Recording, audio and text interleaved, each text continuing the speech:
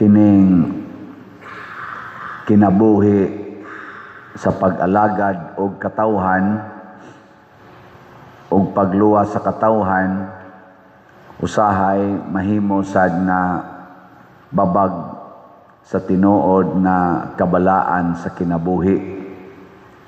Ang mga Pariseo, ang mga Hudiyo kanunay naas templo ilang tun-an pag-ayo o gituman kutob silang mahimo ang balaod ni Moises ug balaod sa ilang katilingbang mga Hudiyo.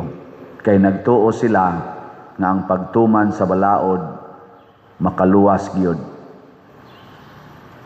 Lingyay mong tupad na sige kag tuman sa balaod.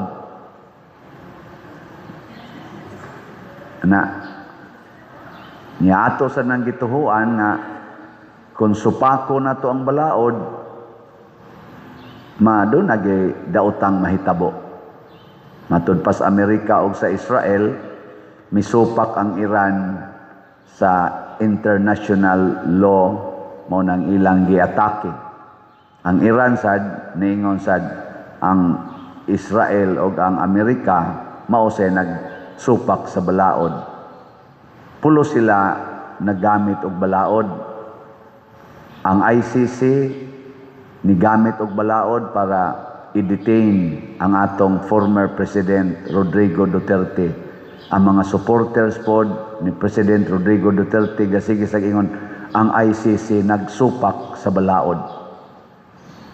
Gani naaroy usa ka inila nga Japanese researcher o advocate aning human rights na sakop siya sa United Nations Council sa Human Rights.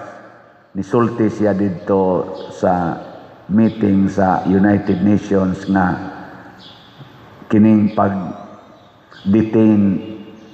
pagdakop o pagdetain ni President Rodrigo Duterte nakasupak sa international law na bisan gani sa gitawag nila Rome Statutes nga mo'y gamit sa ICC. Iyang gisaway maong pag-detain more than 1 year na karon niya masakiton pagyod, tiguang pagyod. Niya dili pagyod convicted, wa pagyoy kaso na klaro. Niya 1 year na kapin nga gi-detain. Dako kuno ng inhustisya og ni-react na daghang mga international media.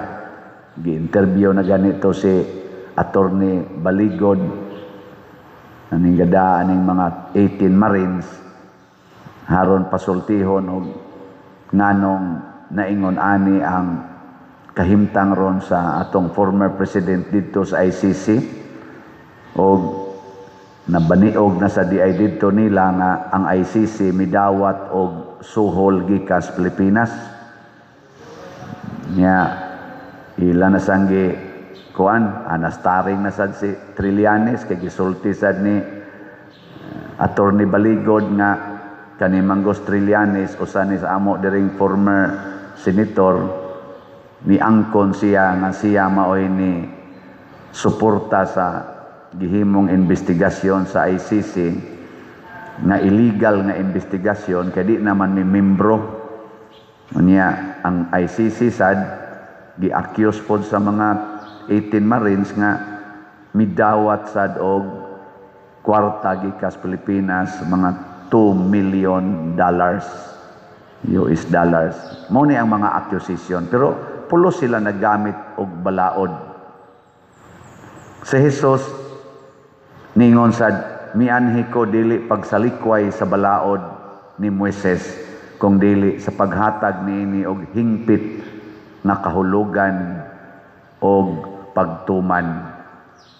Nakaron kinsa may atong angayng sundon, ang paagi ni Jesus sa pagtuman sa balaod o ang paagi sa mga Hudiyo? Kinsay mo ingon ako pader mosunod gyud ko ni Jesus taas ka mo. Tas ang di mo isa gasunod mo sa yawa. congratulations. Ug sa may paagi ni Hesus sa pagtuman sa balaod. Unsa man? Kinahanglan ang imong kaugalingon dili nimo huna-hunaon nga makabenepisyo sa imong pagtuman sa balaod. Dili ang atong personal nga kaayuhan ang atong lantaon inigtuman atos balaod. Ang mga Hudiyo, gisulti man sana ni Hesus, mga tigpakaron ingnon, nagtuman sila sa balaod aron sila makabenepisyo. Una, aron sila daygon. Ikaduha, aron sila tagaan og gahom. Katulo, aron makakwarta pod sila. Murag mao man sana gigamit karon sa atong mga politicians. Aron sila, sige sila patuman sa balaod, pero ang ilang pagpatuman sa balaod, aron sila makabenepisyo, maprotektahan. Ikaduha, musikat kay sila gyud mao kunuhay expert kay sa balaod, mo nang ilag yung memorization og maayo ang balaod, og ikatulo aron makakwarta. Pero si Hesus lahi. Ang iyang pagtuman sa balaod para sa kaayuhan sa isig katao, bahala ng iyang kaugalingon og madisgrasya. Kinsa man roy nagbuhat aning puparihag style ni Hesus, ang mga Marcos group, Duterte's group, o Pinklawans group. Secret. Kinsa kaha nato din heron nga mga nagplano-planong mudaga na sad pagka opisyali sa gobyerno karong 2028 nga mogamit yung balaod para sa kaayuhan sa Pilipinas, bahala nagsila mo'y ma-disgrasya. Marcos Group, Duterte's Group, o Pinklawans Group.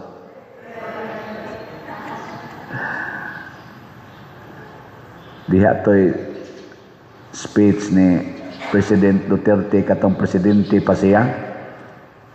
Ingnan kay nitubag siya ba sa accusation nga kinikunong iyang war on drugs hatag kuno og kadaot sa atong nasod nya iya lagi ning gibuhat para sa iyang personal agenda. Mao man ay accusation gyud sa kuan mga kontra sa niya. Nya iyang gisulti ang kamatuoran sigon sa iyang gibuhat. Isya sige. I-accuse lang ko ninyo og ingon ana na para ni sa akong kaayuhan. Pero ako musulti gyud ko ninyo nga ang akong tumong para gyud protektahan ang mga inosente nga naglakaw sa daan, nga ditsuon lang og abuso sa mga adik, pagprotektar sa mga pamilya nga dili mabungkag o mawagtang ang ilang pangandoy kay ang mga ginikanan siging trabaho para paeskwelahon ang ilang mga anak, hungiton ra daig drogas didto sa eskwelahan o sa ilang mga barkada og malusno ang ilang kaugmaon. Gibuhat ni nako tungod kaninyo. Og tungod ani narisgo ang akong kinabuhi kay daghan ang naglagot nako, narisgo nako, narisgo pa ang kinabuhi sa akong pamilya, sa akong mga anak ug sa akong mga gimahal sa kinabuhi. Apan di niya igsapayan basta lang iyang mahatagan kuno og kasiguruan og safety ang mga inosente. Ang mutuo ba ka mo ana? Kita na lang mo hukom. Kay kita may nakasinati. Nya, og nakauyon ta, o atong suportahan. Og wasa ta kauyon, o atong dauton. Muna si Kristo, narisgo ang iyang kinabuhi. Kaysa iyang pagbuhat ato, adlaw ang ipapahulay, nasayod na siya nga nakasupak din siya sa gustos mga Hudiyo, sa mga authorities. Pero wa niya gibali nga siya dumtan, siya dauton, o kaha siya patyon, gani gipatay gid siya. Basta lang mahatag niya ang kaayuhan niining tao nga nagmasakiton sulod na sa 38 katuig. 38 katuig nagmasakiton. Mao na nga pagpusgay sad ni President Duterte, former President Duterte sa mga NPA guerrilla. Ningon sa to siya, 50 years na nga nag-antos ang Pilipinas ninyo, mga NPA. Yan mo na yung gisulti. Sige mong ingon nga naamoy nabuhat, unsa may nabuhat ninyo sa Pilipinas, sud aning 50 katuig ninyong pagsigig operate din sa Pilipinas. Unsa may inyong nahatag na kaayuhan sa Pilipinas. So, wa man gimoy nahatag, karon magbangi ta. Mo na to nga na us-us gyud maayo ang operasyon sa ato sa mga kaning sa tawagan nila mga NPA operasyon. Mga igsoon, dili sayon ang pagtuman sa balaod. Kung mutuman kita sa balaod sa Dios non nga paagi, magkalisod yun kitang mutuman. Pananglitan, ingon ang Ginoo, ihatag ang tanan mong katigayunan ngadtos mga kabos, kay maunay makaayo nimo. Saman, mutuman mo ana, dili. Hoy, tubag. Tanawa, di ba? Wa mo'y klaro. Pero makaayo gina. Mo na makaayo yun. Ang imong tanang katigayunan ihatag ngadtos mga kabus. Napaisugo si Jesus nga pasudla sa inyong balay ang way balay. Ang saman, tuman mo ana. Kung ato pa nang gibuhat, wa na untanay na nagpuyo ni anang mga kilid-kilid sa daan, kilid sa sapa. Purting daghanang buildings nga gitukod ang atong nasod dinhi lang sa Cebu. Tan-aw ra gud mo anang mga gipangtukod karon diyang mga condominium units. Purtig yung daghana. Pero dili layo sa mga condominium units nga purting tag-asa, purting nindotag rooms, naasa gabanig ang mga taong mga homeless, mga squatters. Nga naman na, nga naaman tatay gitukod, nga nindot kay mga puyanan, nga nung di aman ga, huot man diri, na naghigda na lang gani sa sidewalk ang uban. Kay ang balaod, gituman, pinasikad sa kadtong style nga, ako'y makabenepisyo, ako'y mahimong gamhanan, ug ako'y makakwarta. Ipatuman ko ning balaura. Maana, dili sa kaayuhan sa katilingban. Kita din kaning atong slat-slat, balaod sa slat, inyong tanaw, nakatabang ni sa katilingban o nakaayo ni sa pare? Nakaayo biya sa pare. Kakaon sa doy ang pare. Wag yun magutmi. Wag yun magutmi, no? Ug mao man sa nay kamatuoran. Munindot ang katilingban, makakaon sa kag-apil. Dili sad ka part man tas katilingban. Paregod anang makina ba? Kanang makina usa na ka system, gitawag natog machine, no? System. Ang tanang parts anang machine mo contribute gyud na sila para sa tanan. Gikas kinagamyan nga part hangtod sa kinadak-an nga part sa machine, mo contribute yun na. Kung butangan na ni mong tubig ang makina, i-distribute yun na ang tubig sa tibuok, angay butangag tubig. Kung butangan na ni mong oil ang makina, ang kanang oil, iya ginang i-distribute sa angay tagaan og oil. Dili magdinaw katong tangkis oil. Tagaan na ni mo siya fuel, katong gasolina o krudo, i-distribute yun na sa makina, ngadto sa tibuok makina. Kung doon na gani usa ka part diha nga di na mo cooperate, unsay mahitabo sa makina?